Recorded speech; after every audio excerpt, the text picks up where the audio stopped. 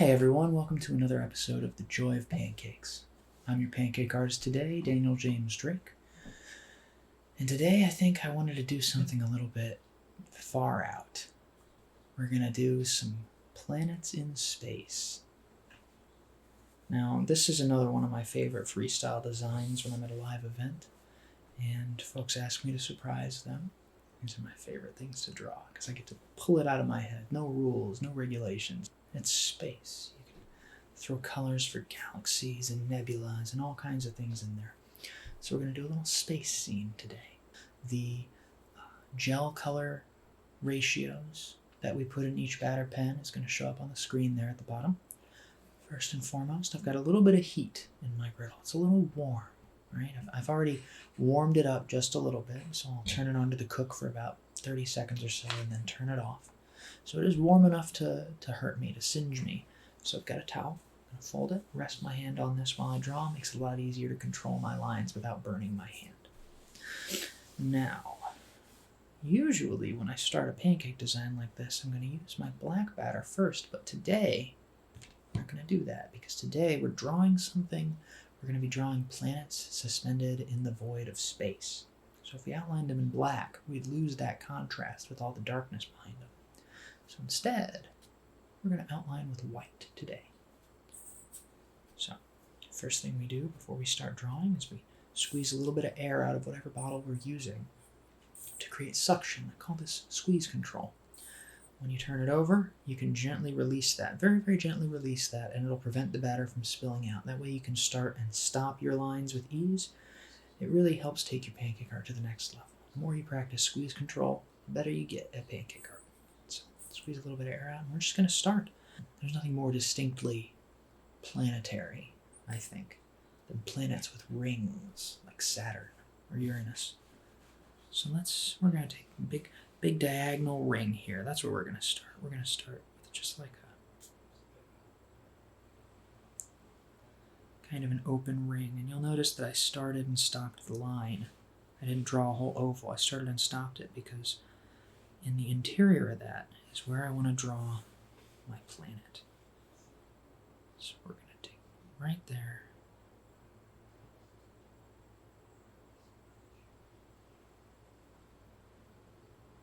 Yeah, I like that. And before I draw the other half of the planet, I'm going to whiten that ring a little bit, especially around the edges. That's where it'll look the widest.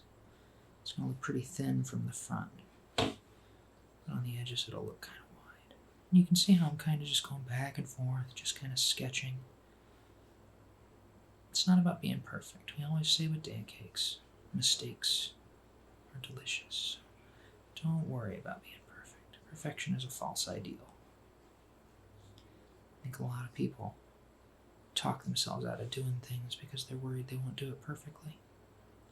That's why I think it's so important to remember that mistakes are delicious, because if we can learn to get over our shame around failure, around being wrong, there's no limit to what we can learn to do. So I'm going to finish this out. That's good enough. You know, it's not a perfect circle, but it's close. And it's good enough for me. And you'll see I added a couple of little extra lines there to make those rings seem like they're really ridged, textured, alive. Very cool. Now, as long as I'm holding this white, I've got that basic shape of the planet. I want to add some, maybe not clouds necessarily, but like some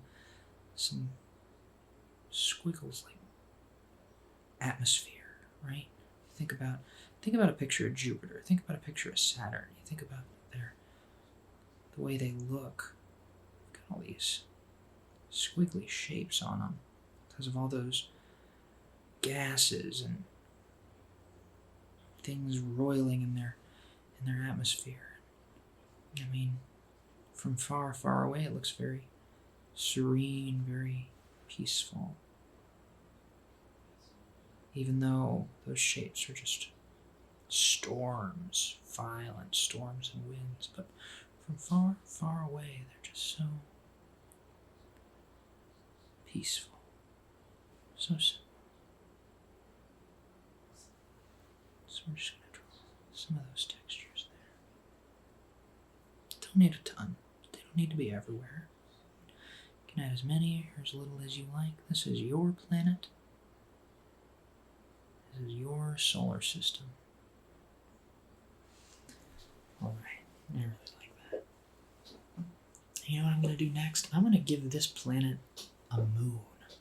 And that moon's going to be peeking out just over here. Just hiding just behind it. Just out over there. Maybe this one's got some texture to it. You know, maybe it's a different kind of planet. Maybe it's got different kinds of storms and atmosphere. Maybe it's a rocky moon. Earth is unique. Most big planets out there seem to have more than one moon. We've only got the one, but it seems like a lot of alien planets have more than one. So let's do one over here that's maybe more in the foreground. You know? Maybe this one's closer to us. Slightly bigger. Slightly bigger. We'll give this one sort of like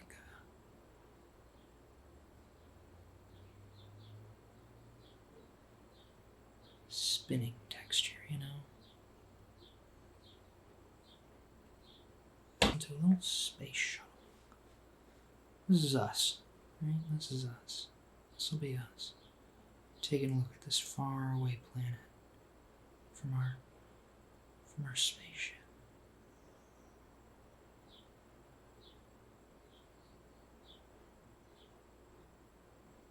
You can draw it however you want to. Give it some wings.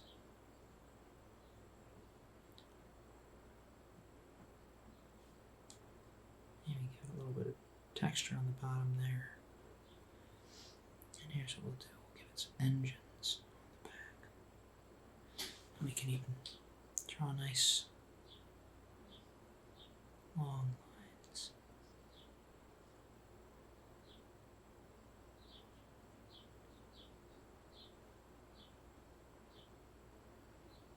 That's not really how engines work in space.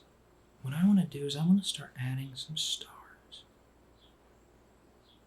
And now it's okay that all these different shapes aren't touching each other.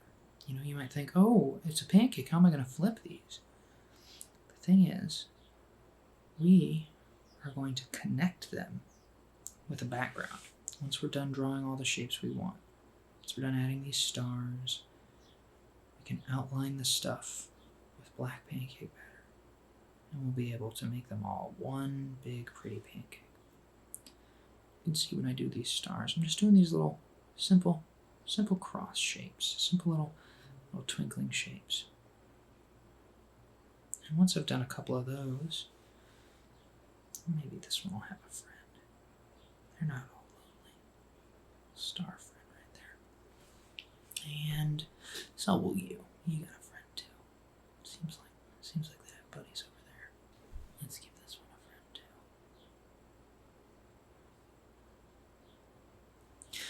And last, you know, a lot of stars are so far away they don't twinkle quite as brightly, or you can't see them quite as well. They seem just like little dots. Just little dots. Just wherever we think they should go. Just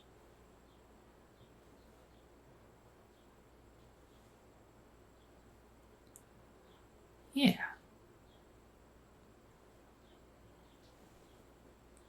I think that's beautiful. Okay. We're going to grab these three, my indigo, my blue, and my gray. And I'm going to grab my red and my orange and my yellow. And I'm going to imagine that this planet has red, orange, and yellow land. And then blue, indigo, and gray sea. So let's try that out, shall we? Let's come up with some land masses. What would this planet be? What kind of land would this planet have? Something like that.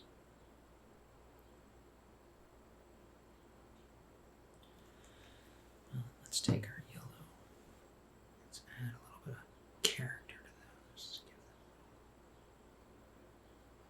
them more dimension. Land's not usually all the same color. There's trees, there's deserts, there's forests, there's swamps, plains, mountains, Grixis. There we go.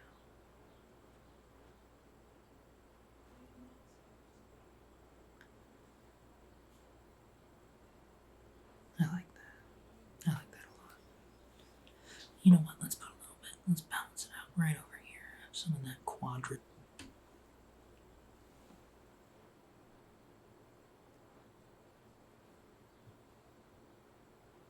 We're going to come through and we're going to create these strange dark oceans. A little bit of indigo.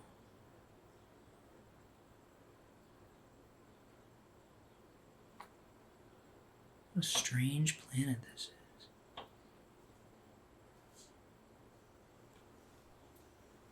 And you know what? The rest of that, except for the ring there, color that in with blue. Maybe it's a forest planet, and maybe it's fall.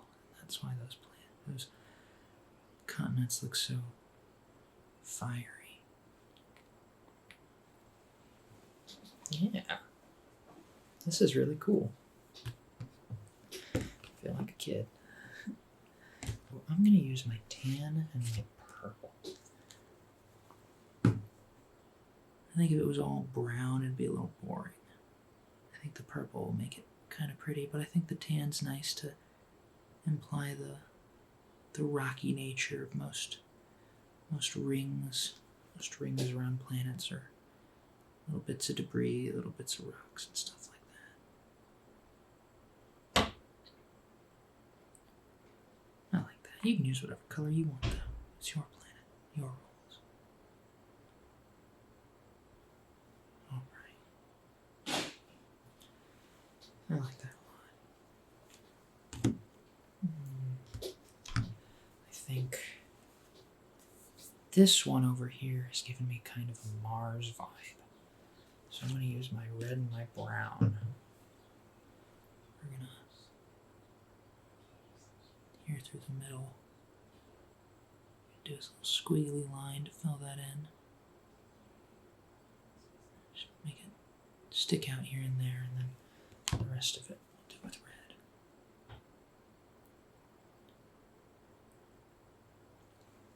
And this one, this fellow over here, I think is going to be green and yellow. Yeah.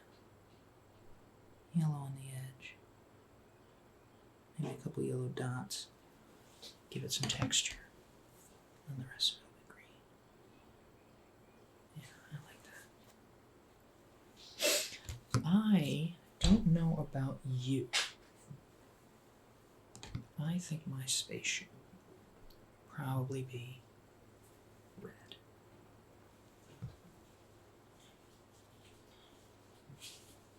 Nice red spaceship. We'll use purple to shade the bottom of it. Sure, that works. And I'll use gray for the cockpit there, for the engines. And we're going to use red, orange, and yellow for this fire here. The middle of it is going to be fiery yellow, and then that'll go to an orange, and then the outside of it will be red, like it's fire. Like I said, rules of physics don't matter. Okay, so now we get to do a really fun part. We're going to border this. We're going to border it with a certain set of colors to make it seem like these things are glowing. So what color would this planet glow? I think this planet would probably glow kind of a blue.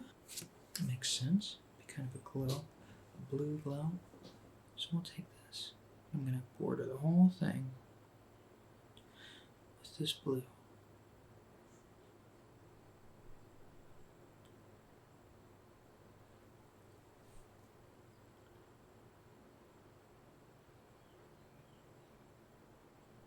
Just like that. Just sort of gently touching all the edges there. Little line of blue right on the outside.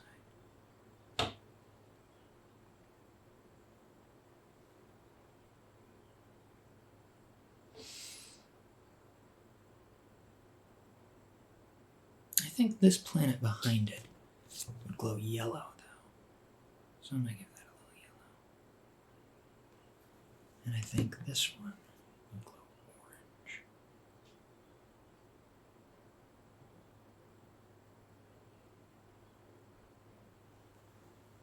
What about this ship? Is that going to glow? Sure. Make that glow purple. Why not?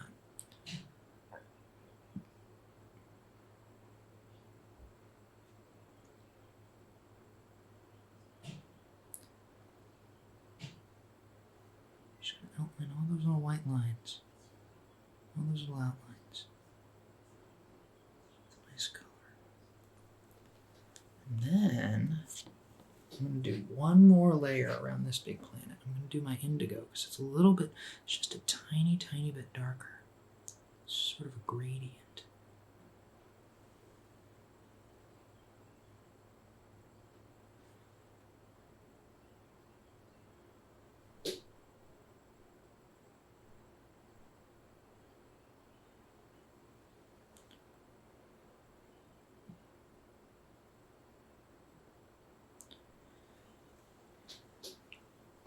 And you know what?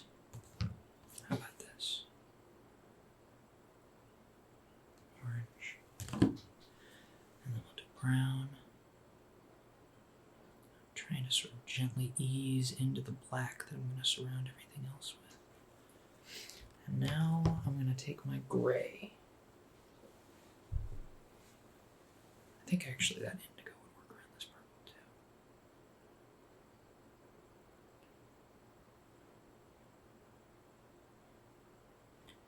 Try to create a glowing effect. And just do little layers of color, trying to gently ease your way into the darker ones. We're going to do gray around all these little shapes. All these little stars are going to get a gray border. They're emitting a pale light that's making the black around them just that much brighter.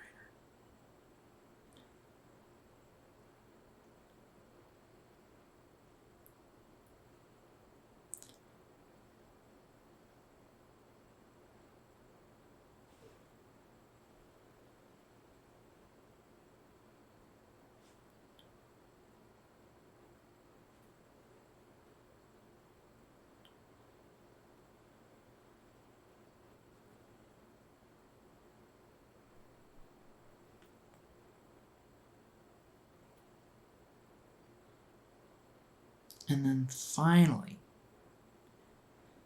once I've done all those outlines, every shape here is outlined with gray. I'm going to switch to my black. I'm going to outline them all.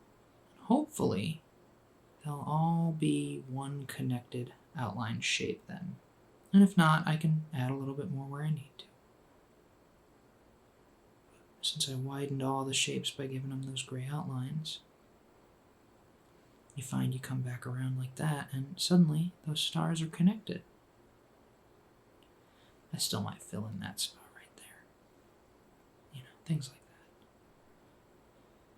Part of the process, you just kind of take your time, go over, and let that liquid batter fill in the blanks for you.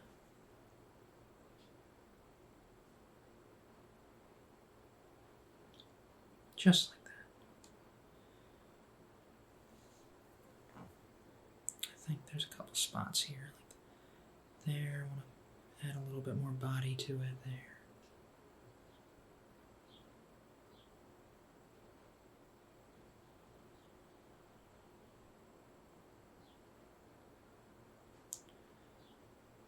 Fantastic.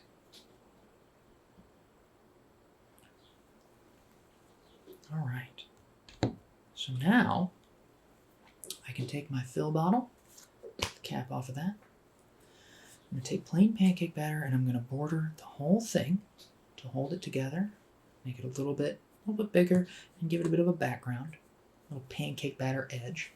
And then I'm going to go across the whole thing zigzag and give it a back. And kind of try and make sure I didn't miss any spots, little places where you can kind of see the griddle through there. I want to make sure all that's covered up.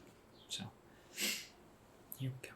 Start somewhere and just whoop all the way around.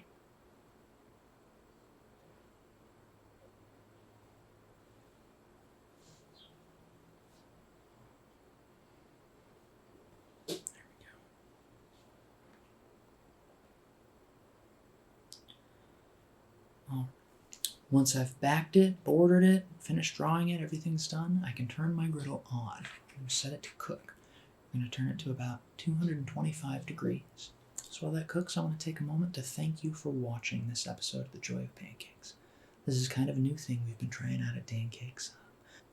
But it's been a bit of a dream of mine for a long time to do these follow-along Bob Ross style tutorial videos. So if you enjoyed watching this, if you have any feedback you want to give us, anything you want us to take into consideration, let us know in the comments. I really hope that you've enjoyed this. I hope that you've learned something. I hope you feel more confident, like you can tackle pancake art on your own. And I hope that this video has been valuable to you, something that you can enjoy and share with your friends to show you what you can do on your own with just a few colored bottles and some patience. So it looks like this pancake's almost ready to flip. I'm looking for these bubbles to cover the whole back side of the pancake. I want the whole thing to have shown bubbles and those bubbles to have popped. I want it to not look wet. But once it's there, I can come through with my spatula and start carving it. So what I'm going to do is I'm going to take the thin edge of this spatula and gently work my way underneath this pancake. Just sort of gently sliding beneath it. Just easing it under, asking it kindly if it would be ready to flip. Just easing it under, just sort of asking the pancake if it's ready to flip. Rush it, don't need to force it. It'll let you know when it's ready. But once it slides around like that, that pancake has been carved and it's ready to flip. All right, everyone. Here we go. On three. 1, 2, 3.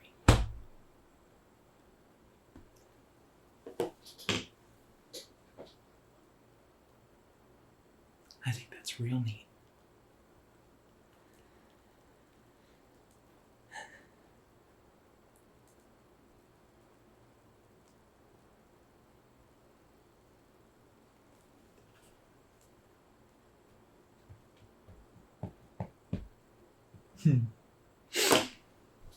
That's a beautiful planet we just made.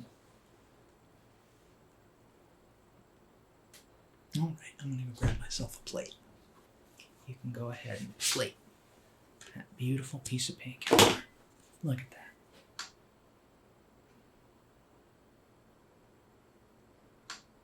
And that is the joy of pancakes.